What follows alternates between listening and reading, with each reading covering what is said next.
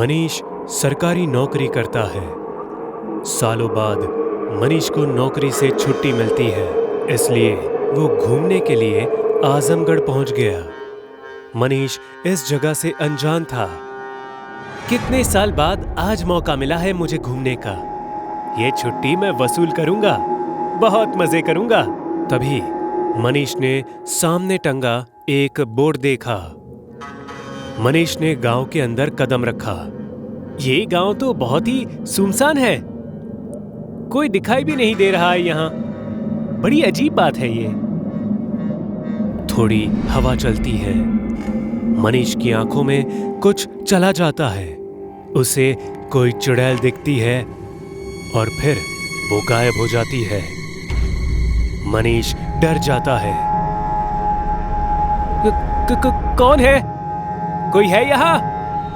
तभी मनीष को कोई पीछे से धक्का देता है। देखो, मैं एक सरकारी नौकरी करता हूँ। मुझे कुछ हुआ ना तो तुम जो भी हो मुसीबत में आ जाओगे। मेरे सामने आओ। मनीष चुड़ैल को देख अपनी जान बचाने के लिए भागता है। वो दाहिनी ओर जाता है तो चुड़ैल वहां खड़ी हो जाती है और बाईं ओर जाता है तो चुड़ैल वहां आ जाती है। जहां जहां मनीष भागता, चुड़ैल वहीं आ जाती है। तू ही बोल रहा था ना, सामने आ तो मैं आ गई। अभी डर के भाग क्यों रहा है? मुझे जाने दो। तू तो पढ़ा लिखा दिखाई देता है। तुझे बाहर लिखा हुआ बोर्ड दिखाई नहीं दिया क्या? पढ़े लिखे लोगों का आना मना है, तो तू क्यों आया? माफ कर दो। तेरे जैसे लोगों ने मुझे बर्बाद कर दिया। पर मैंने तो कुछ किया भी नहीं। मैं तो यहाँ रहता भी नहीं हूँ। तेरे ही जैसा था मुकेश। कौन मुकेश? मैं अपने माँ बाप की इकलौती बेटी थी। मेरे माँ बाप के गुजरने के बाद मैं अकेली पड़ गई। मेरे पास सब कुछ था, बड़ी हवेली, बहुत सारे नौकर चाकर, बहुत सारे पैसे, सोना चांदी, सब कुछ। बस एक ही कमी थी, मैं अनपढ़ थी। रानी जी, मेरे पिताजी राजा जी का सारा हिसाब किताब संभालते थे। उस दुर्घटना में अपने माताजी पिताजी के साथ मेरे बाबा की भी मृत्यु हो गई। हाँ, हम जानते हैं मुकेश। मैं आपकी क्या सहायता कर सकती हूँ? पिताजी के अलावा मेरा कोई नहीं है इस दुनिया में। मैं कैसे अपनी जिंदगी गुजारूंगा? अगर आप मुझे कोई छोटा मोटा काम दे सकते तो बहुत अच्छा होता। हाँ, क्यों नहीं। तुम यही हमारे घर के छोटे मोटे काम कर लिया करो। मुकेश हमेशा रानी जी के साथ रहा करता था, घर के छोटे मोटे काम किया करता था। एक दिन रानी जी हिसाब किताब की किताबें लेकर चिंतित बैठी थी। तभी मुकेश उनके पास आया। रानी जी, आप बहुत चिंतित दिख रही है। कोई परेशानी है क्या? हाँ मुकेश, मेरे पास बेशुमार दौलत है, सब कुछ है, पर मैं अनपढ़ हूँ।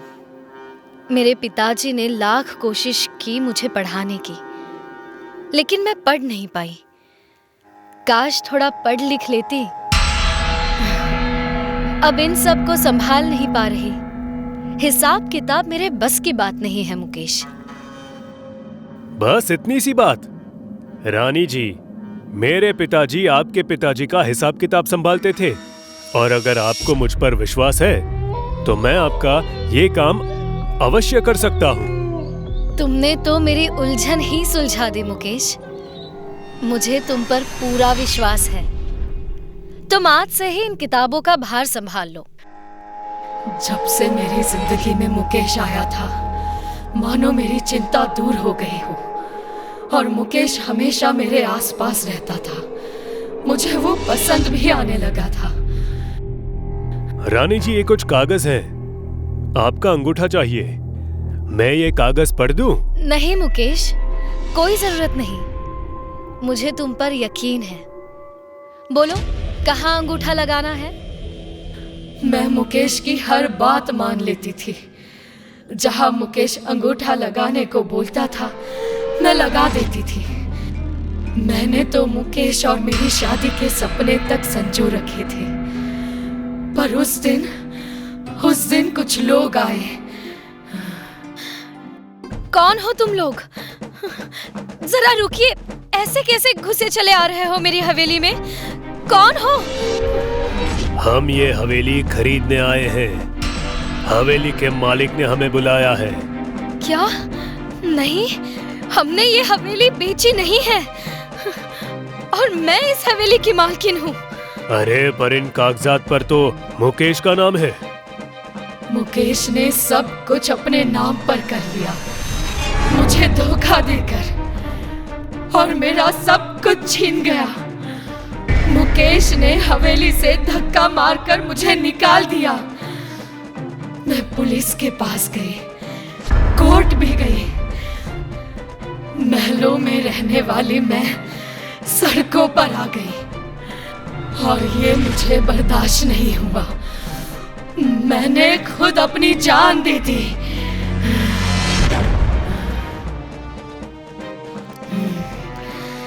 उस दिन से मैं चुड़ैल बन गई और मैंने एक एक कर सबको मार दिया। पर मुकेश मेरे हाथों से बच गया। पर मैं मुकेश नहीं हूँ, मुझे जाने दो। मुझे पता है तू मुकेश नहीं है, पर उसी का खून है। तेरे बाप का नाम मुकेश है ना? पिताजी की गलती की सजा मुझे मत दो, प्लीज। मनीष वहां से भागने लगता है। तभी जोर से आंधी आती है। मनीष कुछ देख नहीं पाता है। चुड़ैल मनीष को हवा में उठाकर पटक देती है। चुड़ैल ने मनीष की गर्दन धड़ से अलग कर दी और उसका सिर गांव के बाहर टंगे बोर्ड पर अटका दिया। इस गांव में पढ़े लिखों का आना मना है।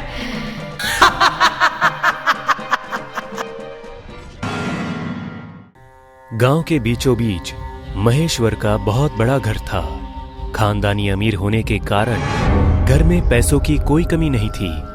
पर उस बड़े से घर में महेश्वर और उसका एक नौकर, यही दोनों रहते थे।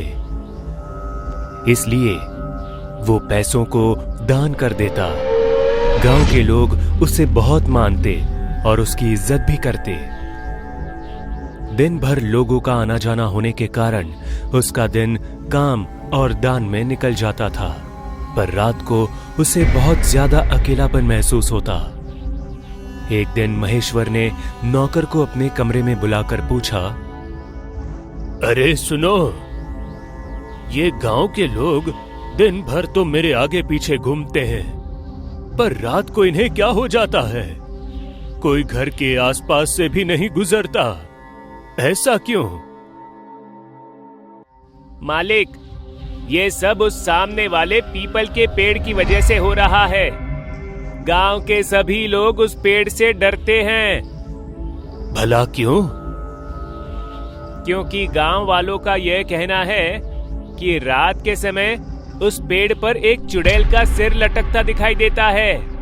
क्या बकवास है, ऐसा कुछ नहीं होता। नहीं मालिक, ऐसा ही है। कुछ दिन पहले मैं गलती से रात को बाहर चला गया था और अचानक मेरी नजर पीपल के पेड़ पर पड़ी। मैंने देखा कि जमीन पर किसी के सिर की परछाई पड़ी है। मैं डर के मारे भागा और सीधा अंदर आ गया। अरे तुमने कुछ और देखा होगा डरपोक।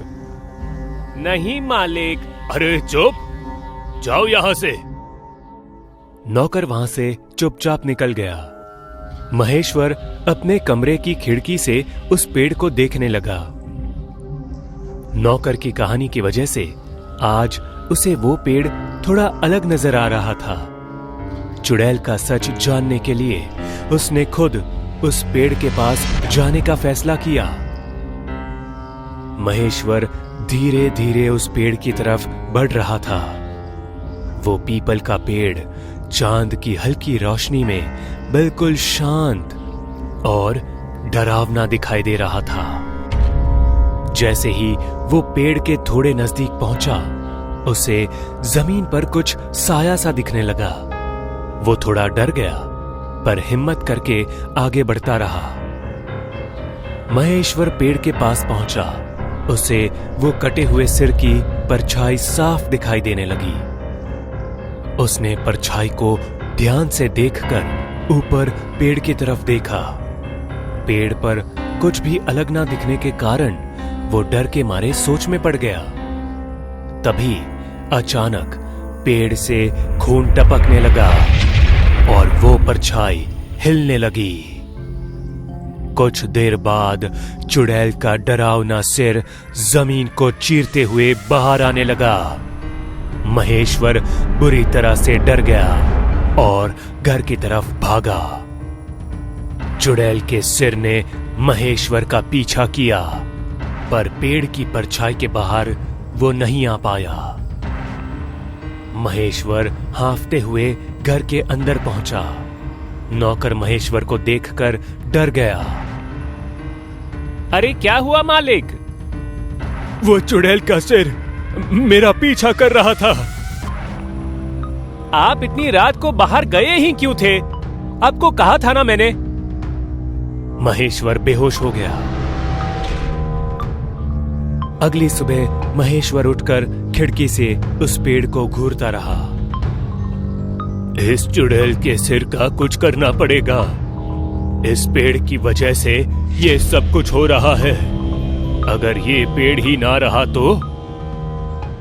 हाँ, इस पेड़ को ही यहां से हटाना होगा, तभी वो चुड़ैल यहां से जाएगी। महेश्वर ने गांव वालों की मदद से उस पेड़ को वहां से हटा दिया।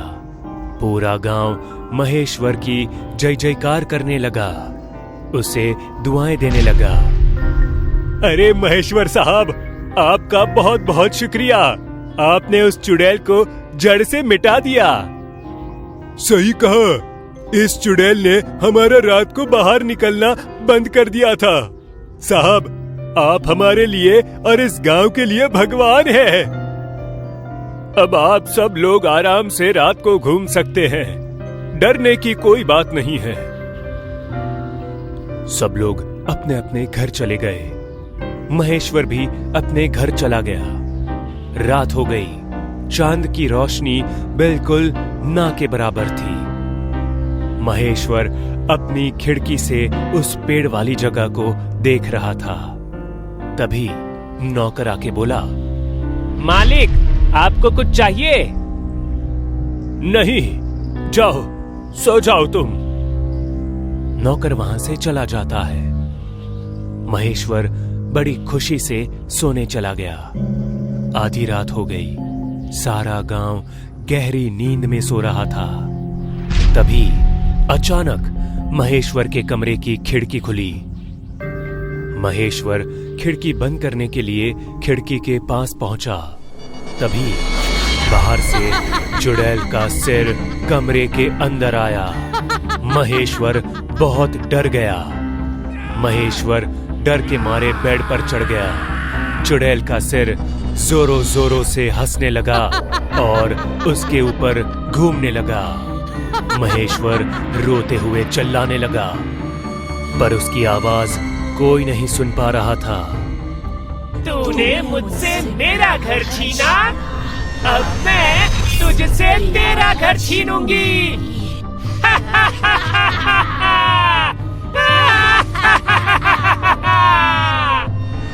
चुड़ैल का सिर खिड़की से बाहर आकर घर के ऊपर चारों तरफ घूमने लगा और घूमते घूमते बड़ा होने लगा। वो सिर अब और भी भयानक होने लगा।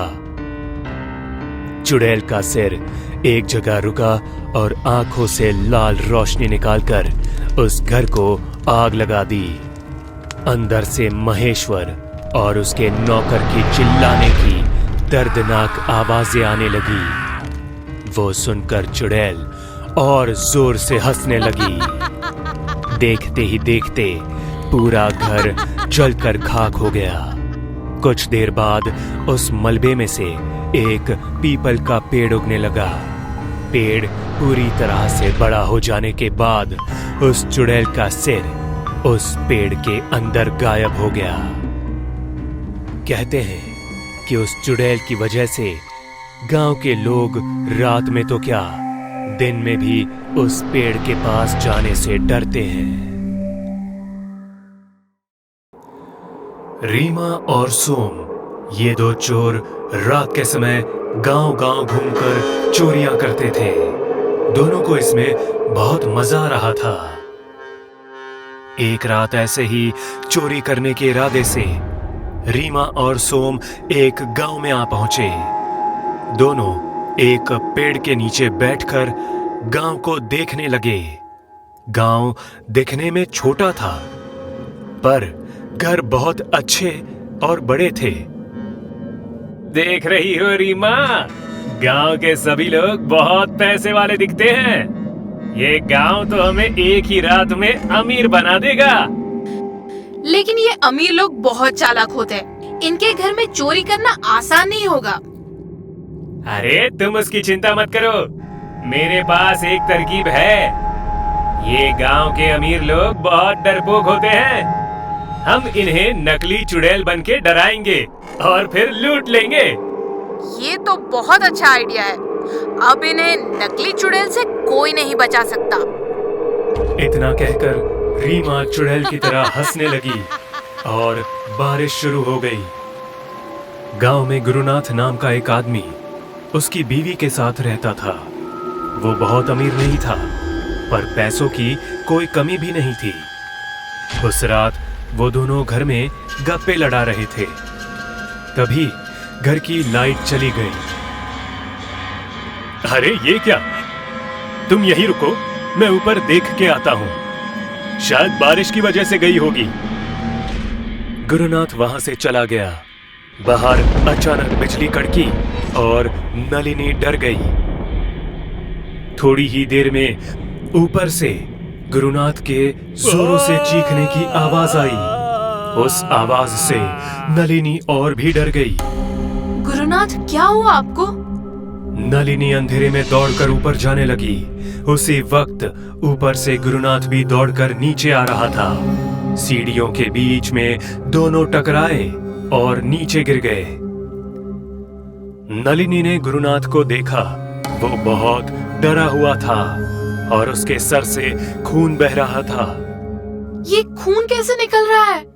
ऊपर ऊपर कौन है ऊपर? चुड़ैल!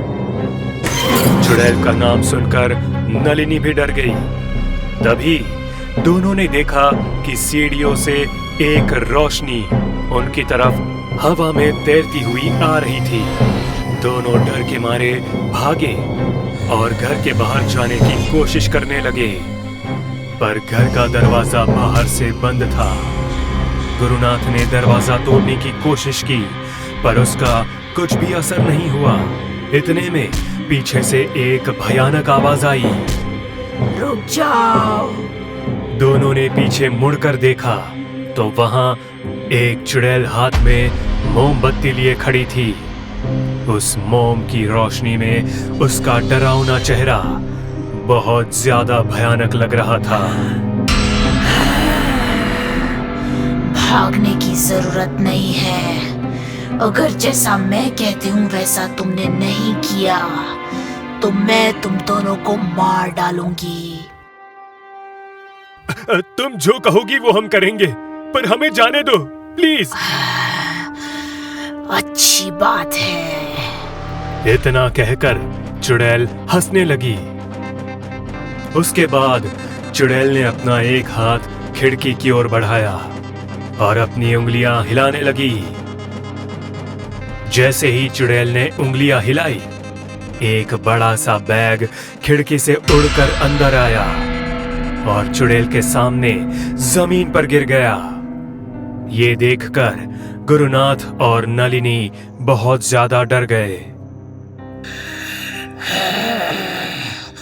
तुम्हारा सारा पैसा और सोना लेकर इस बैग में डाल दो। दोनों एक दूसरे की तरफ देखकर सोचने लगे। उतने में चुड़ैल चिल्लाई, जल्दी करो वरना इस आग से तुम दोनों को जला दूंगी। गुरुनाथ ने जाकर बैग उठाया और भागता हुआ पैसे लाने चला गया। चुड़ैल वहीं खड़ी रहकर नलिनी को घूर रही थी। नलिनी चुड़ैल के उस भयानक चेहरे को देखकर डर रही थी। अचानक खिड़की से जोर की हवा आई और चुड़ैल की साड़ी उड़ने लगी। नलिनी की नजर चुड़ैल के पैरों पर गई। उसने देखा कि चुड़ैल ने साड़ी के अंदर जीन्स पहनी थी। नलिनी को चुड़ैल पर शक होने लगा। ये चुड़ैल तो कोई लड़की लगती है जो चोरी के इरादे से यहाँ आई है। मुझे ये बात गुरुनाथ को बतानी होगी। नलिनी ने चुपके से अपनी चप्पल उतारी और उस मोमबत्ती पर दे मारी। इसकी वजह से मोमबत्ती बुझ गई और घर में अंधेरा हो गया। अंधेरा होते ही नलिनी गुरुनाथ की तरफ भागी। गुरुनाथ, रुक जाइए, ये नकली चुड़ैल है। चुड़ैल भी उसके पीछे भागी, पर अंधेरे की वजह से उसका सर किसी चीज से टकराया और वो नीचे गिर गई। घर की लाइट फिर से आ गई। चुड़ैल की आवाज सुनकर गुरुनाथ और नलिनी उसके पास आए। चुड़ैल जमीन पर चुपचाप पड़ी हुई थी और अब साड़ी के अंदर की जीन्स साफ नजर आ रही थी। अरे, ये तो नकली चुड़ैल है। तो इसने वो बैग कैसे हवा में उड़ाया? चुड़ैल की आवाज सुनकर सोम घर का दरवाजा खोलकर अंदर आया और सीधा जाकर चुड़ैल के पास बैठ गया। रीमा, तुम ठीक तो हो? क्या हुआ तुम्हें? अच्छा, मतलब तुम भी इसके साथ हो? मैं अभी पुलिस को बुलाकर तुम लोगों को अंदर करवाता हूँ। जैसे ही गुरुनाथ फोन की तरफ बढ़ा, बाहर जोरों से बिजली कड़की और चुड़ैल ने गुरुनाथ का पैर पकड़ लिया। गुरुनाथ एकदम से चौंक गया। चुड़ैल का शरीर धीरे धीरे हवा में उड़ने लगा। ये देखकर नलिनी और गुरुनाथ के साथ साथ सोम भी डर गया, क्योंकि उसे पता था कि साड़ी के अंदर तो रीमा थी। अरे, ये क्या हो रहा है?